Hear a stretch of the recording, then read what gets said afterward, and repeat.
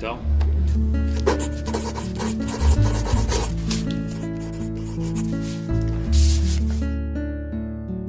Well, when we were going searching for our first RV, we also happened to be engaged at the time to be married.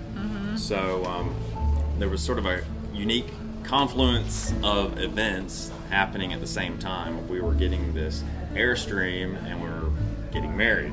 Right. So, you know, one of the first things you do after you get married is you go off on your honeymoon. And we had just gotten this beautiful Airstream and we thought, why don't we take our honeymoon in America and just go everywhere?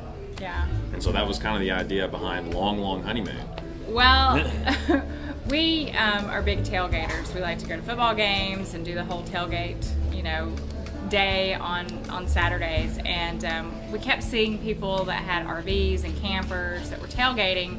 And we thought, that looks pretty fun. You know, you've got your own kitchen, you've got your own bathroom, you know, it's pretty sweet.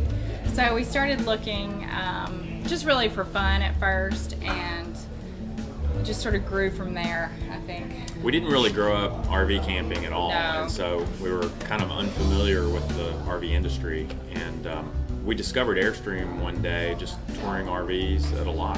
I guess that's true for people who've never RV camped. You just got to get out there, look around, and see what speaks to you. And for some reason, that sort of traditional camping experience of Airstreaming appealed to us. Probably the biggest unexpected benefit of RV travel is you see all those small in-between places. You know, I think today people travel all about the destination, like we've got to get there and we need to be there at this certain time. And RV travel really reminds you of sort of those hidden gems across America that, you know, you don't see commercials for visit here because it is a small community, but you discover those all across North America, whether you're in New England or in the South or out West, and you sort of see what really makes up America. It's not all LA and New York and Yellowstone, you know, it's all these sort of small places in between that you would never discover, you know, if you were flying there or even if you were driving a car, because a lot of these towns don't really have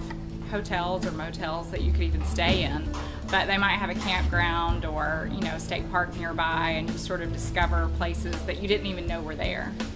That's one thing about RV travel is you get that sense of living like a local and seeing a place like a local would see a place, because sometimes the campgrounds might be, you know, they're not going to be downtown in the city center most of the time, which is actually a good thing in terms of getting a real sense of the community, you know, because like I'd been to New York probably 50 different times, and I had a certain perception of New York from my staying in big hotels and staying downtown in Manhattan. And then we took our Airstream to New York and we stayed just across the Hudson River. And we got a totally different perspective of New York because we were kind of commuting every day into the city, and I really felt that particular visit was my best trip to New York. Yeah. But, for most people, it is a bonding experience, and so that's the idea behind Long, Long Honeymoon. Is it's a shared experience of taking the honeymoon that never ends. Because honeymoon is a very magical, special time, and a lot of people have really lives. fond, you know, thoughts or memories of their honeymoon, or they have, you know, great plans for their honeymoon if they aren't married yet, like, oh, it's going to be so great. And so we try to remind people that your honeymoon doesn't have to be this 1 week block of time after you get married. It can be as long as you want it to be, and it's basically just your mindset and how you look at it. So we would just remind people that you can always be on your honeymoon if you plan right and think about it, you know, in the right frame of mind. I mean, honeymoon is just a happy, magical time for so many people. Right. So where they're traveling or exploring something new and sharing it with the person that they love the most. So we kind of joke, you know, Long, Long Honeymoon, and we tell people the sweetest time is now. Like it shouldn't be, oh, when we do this in 5 years or when we do that. It's like, you know, it can be next weekend when you go to your local campground and you just spend time together and you know, go for a hike or you go canoeing on the lake or whatever.